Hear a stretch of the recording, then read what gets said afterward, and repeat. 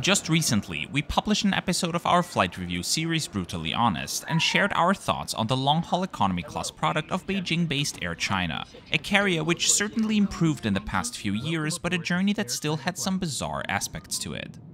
Air China, like China Eastern, came into existence in 1988 when the government of the People's Republic of China ended its state monopoly on air travel and split what was then CAAC Airlines into 6 carriers. After reviewing Air China's long-haul economy class, it's now time to see how China Eastern compares, and whether the hometown carrier of Shanghai is also worth considering. So today, we'll take a closer look at China Eastern Airlines and their long-haul economy class product, taking their flagship 777-300ER on a ride from Frankfurt to Shanghai and continuing on to Tokyo aboard an Airbus A330-200. I'm glad you've decided to join us, so let's get going.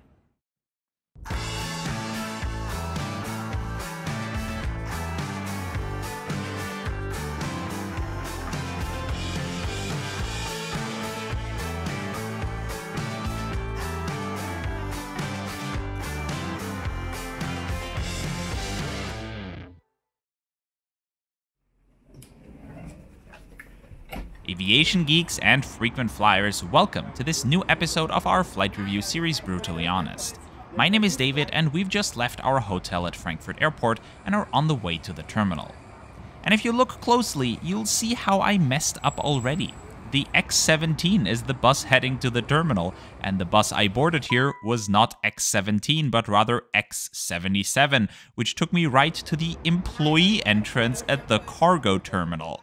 Luckily, after a few minutes of contemplating what to do, some of those free employee shuttle buses came by and took me back to the terminal.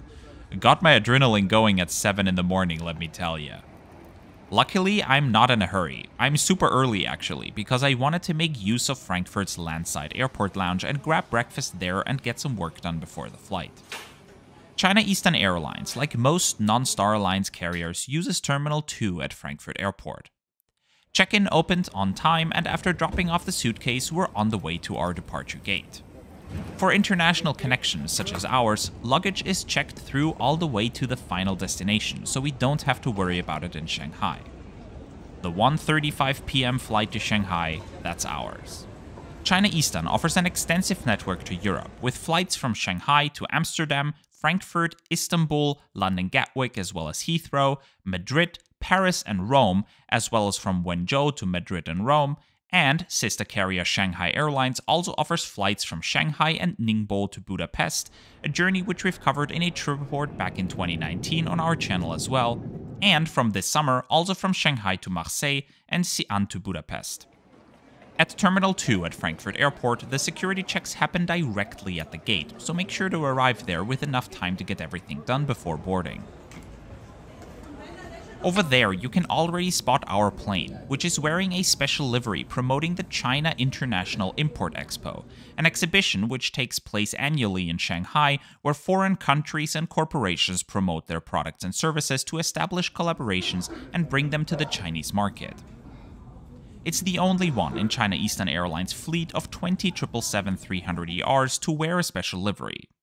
I once heard, and I cannot corroborate this at all, that China Eastern's livery is purposefully bland to establish as many special and promotional liveries as possible, and the carrier does have a significant number of special liveries, however, nowhere nearly enough to cover the entire fleet. All SkyTeam Platinum passengers, gold, silver status, and also business. China Eastern only introduced the 777 to its fleet in 2014, which means currently none of them are older than 10 years. They all come with the same cabin and a comparably premium-heavy configuration at that. Up front, the plane features 6 first-class suites, followed by a whopping 52 business-class seats. Compare that to the long-haul configurations of China Southern's and Air China's 777s, which don't just have similar premium sections, but also feature a 333 configured economy class, whereas China Eastern operates with a 343 configuration, so 10 seats per row instead of 9. We actually have a video coming up about Air China's 777 Economy Class 2, so if you want to see how it compares, make sure you are subscribed to not miss this and our many other upcoming videos. Upon boarding, Chinese newspapers are offered, and entering through door 2, we're passing through parts of the plane's business class cabin, which features the Safran Cirrus 2 herringbone seats in a 1-2-1 configuration. If you want to know what their 777 business class is like, I highly recommend you check out the video by fellow air travel creator Nonstop Dan, who coincidentally also booked his trip through Booking.com. Since the websites of Chinese airlines don't always work that well outside of China, sometimes you'll have to book through so-called OTAs, online travel agencies, to get a decent price. And just like Dan, I opted for Booking.com too, and ended up even reserving the seats there without any issue. I reserved 64A for our 10.5-hour journey to Shanghai tonight. Back here, China Eastern opted for Safran C300 seats, which all come with headrests adjustable on the sides as well as vertically. Waiting for everyone already were pillows with single-use covers, as well as blankets. Being 180 centimeters tall, the legroom is alright, it'll do for this flight. There's also this dual seatback pocket, a bifold tray table with a cup holder on the back, a coat hook, an adjustable entertainment touchscreen with a remote control beneath it, and at the bottom of the screen, the audio port and a USB-A port. Beneath the seats, you may also find universal power ports, and in the ceiling above, adjustable reading lights, but no personal air vents. Overall, the cabin is less bland than the livery. I particularly like the floral patterns on the headrest covers, and all the necessary features are there, so we're off to a good start. 体验。同时，全程禁止使用充电宝或锂电池移动电源为电子设备充电，并确保充电宝电源处于关闭状态。对于您放置在行李架或随身行李内装有锂电池的电子设备，请妥善安置并关闭电源。如果您的电子设备滑落到座椅夹缝内，请您联系乘务员协助寻找，不要自行移动座椅，以免设备损坏。飞行全程中禁止吸烟，包括电子烟及同类产品。为防止意外颠簸，请您全程系好安全带。在飞机到达巡航高度前，机上洗手间将停止使用。如您有发热等不适症状，请务必告知乘务员。航程中请不要。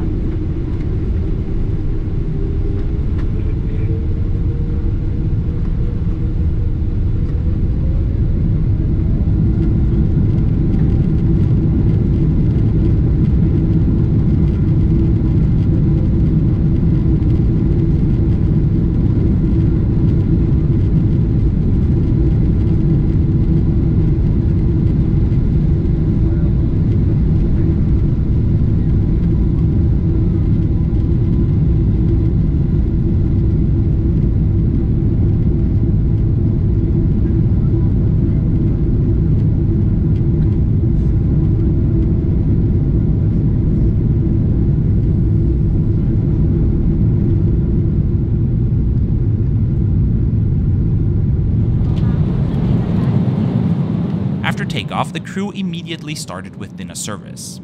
The choice for the main course was between seafood noodles or beef with rice. I went with the latter, which also included some steamed vegetables. We've also got some butter, but unfortunately no bread roll, a cup of water, some kind of sausage with potato salad, a piece of apple cream cake, as well as a beverage of choice where I went with some pineapple juice, which was handed to me alongside a pack of peanuts. The meal itself is very tasty, and I appreciate the quality and variety of the dishes. I'm just a bit puzzled by, well, the structure of the service. The fact that peanuts were loaded would usually indicate they are supposed to be served as a light snack alongside an initial beverage service before the main meal, as many other airlines do. The missing bread roll was also odd because that just makes this a colossal waste of butter. If there's no bread, then what's it for?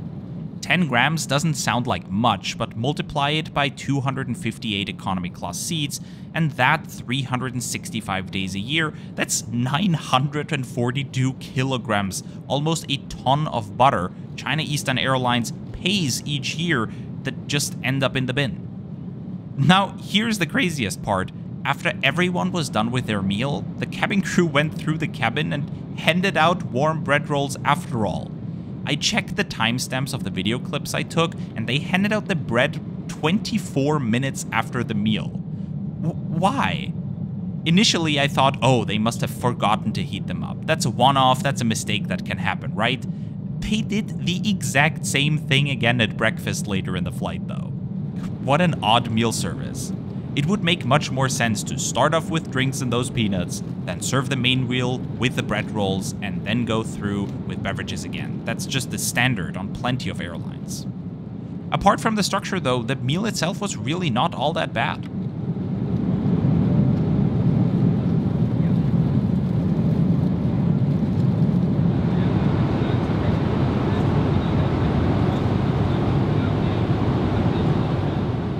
As we're cruising into the night, let's have a brief look at what the in-flight entertainment system has to offer. Despite the seemingly state-of-the-art hardware, the software was slightly out of date. The selection of content is limited at best, especially if you don't speak Mandarin. There were some movies, but TV shows were basically non-existent. Some music was available too, and there was a game section, but nothing in it. To round up the IFE, an ancient 2D moving map was installed too. Certainly lacking in terms of entertainment availability, but I do appreciate the complimentary headphones that were handed out before departure. For this reason, I always download plenty of stuff on my phone, because you never know if the entertainment system even works or, well, doesn't really entertain. Water was handed out by the crew from time to time.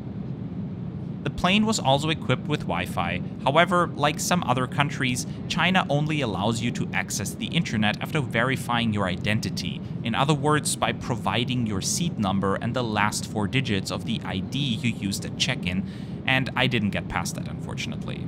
Didn't work.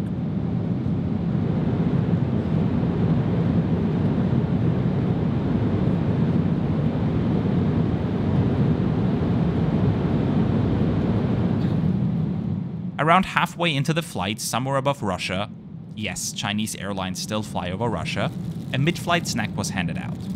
We've got a multigrain sandwich with roast beef and salad, as well as some more drinks.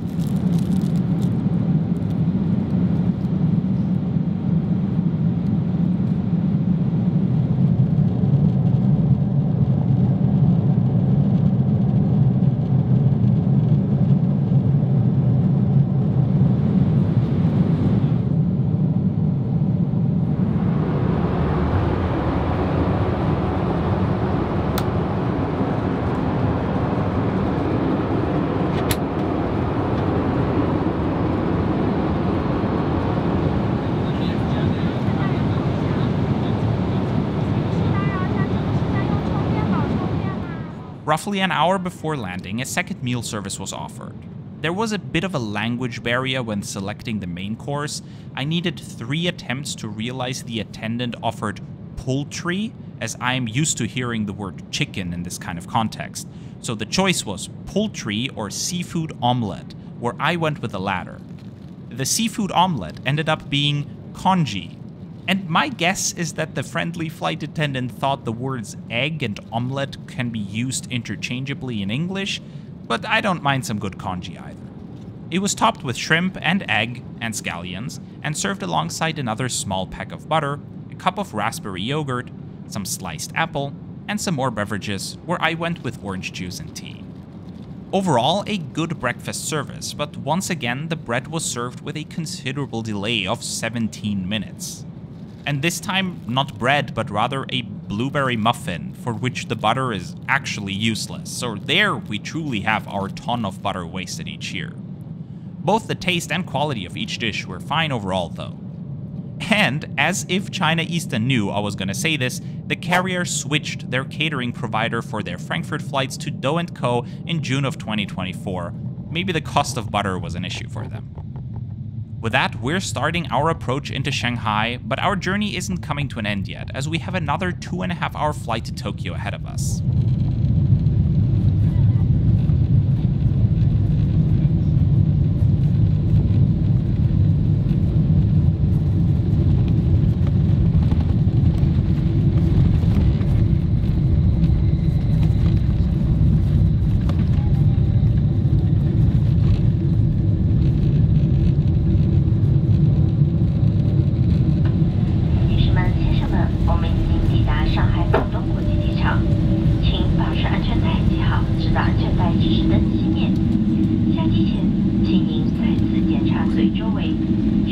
Welcome to the People's Republic of China.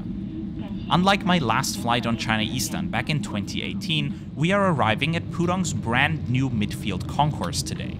This addition to the two main departure piers, which were opened in 1999 and 2008 respectively, was opened only in 2019.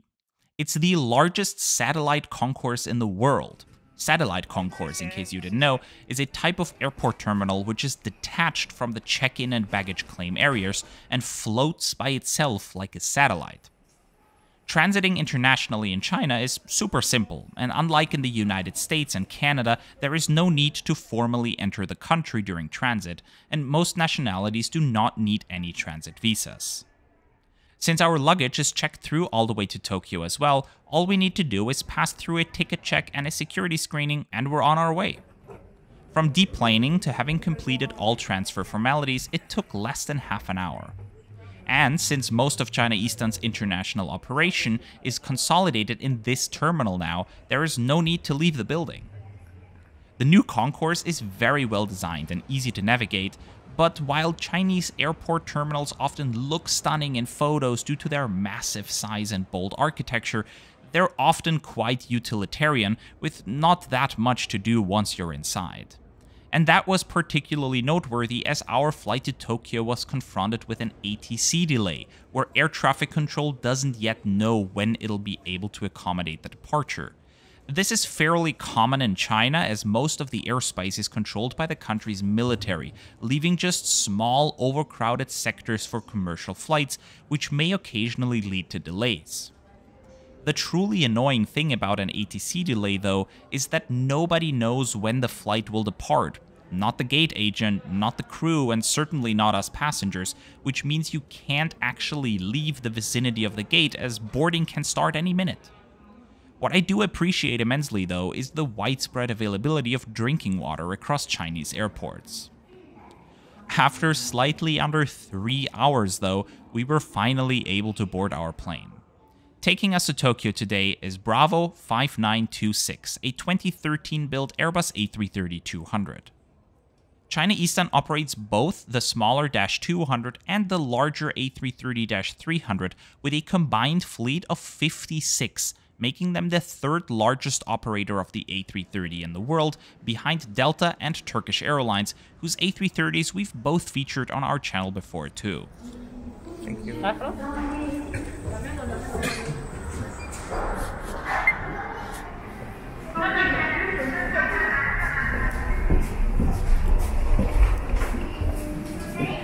Upon boarding, Chinese newspapers were offered once again. China Eastern does have some A330s with older, more rundown cabins, but luckily ours includes a relatively modern one. Not state-of-the-art, but it could be worse. In business class, our plane features Zodiac Aura light seats fitted in a 222 configuration.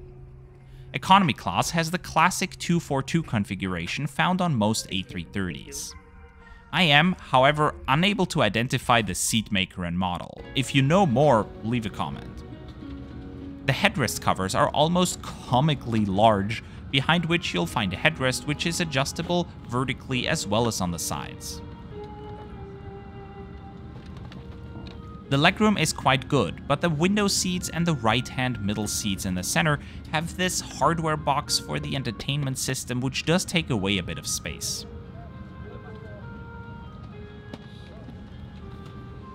There's also a standard seatback pocket, as well as a bifold tray table with a cup holder on the back.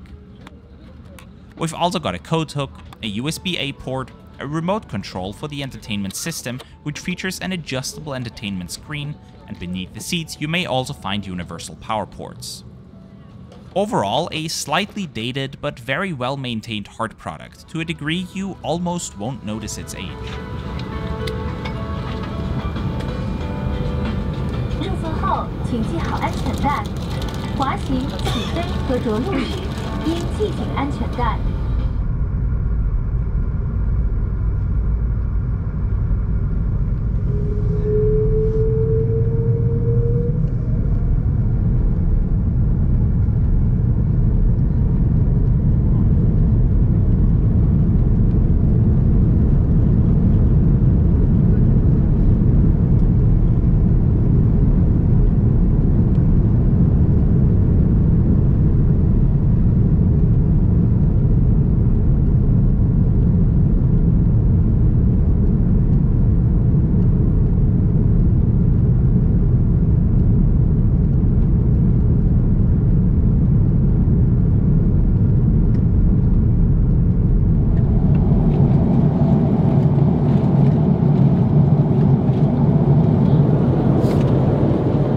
support this A330, China Eastern operates the Thalys i8000 Avant in-flight entertainment system. It's not at all state-of-the-art anymore, but can still be found on planes such as Air India's Boeing 787s, and we'll also encounter it in an upcoming video about British Airways' longest flight, which we did in economy class, so if you're curious about what they are like on a 16-hour flight, make sure you are subscribed to our channel so you won't miss it.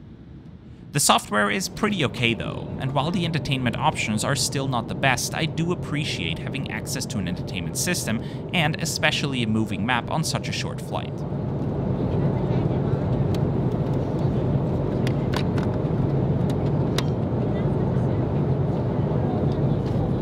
A complimentary meal service is also offered in economy class, with a single option available.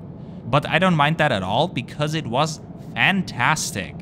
This ginger braised pork with steamed broccoli and rice was genuinely amazing.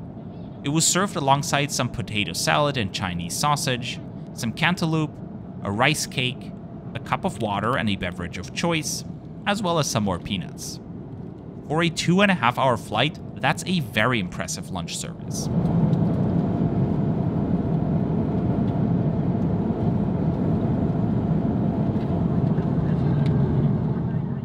As the sun is setting and we're getting closer to Tokyo, it's time to recap the journey.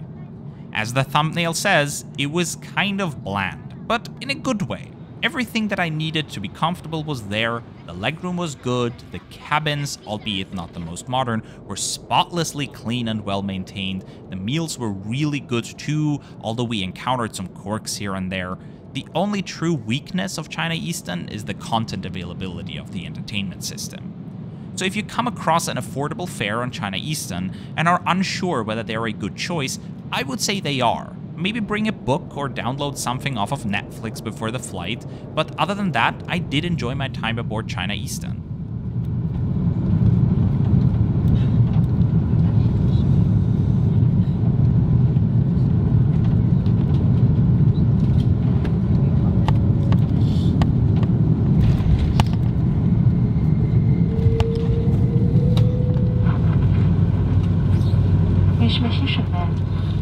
Now, it's my pleasure to welcome you to Tokyo's Narita Airport, and I want to extend special thanks to all those of you who tirelessly support our mission to create the most in-depth, detailed flight reviews on the internet through a paid sponsorship right here on YouTube.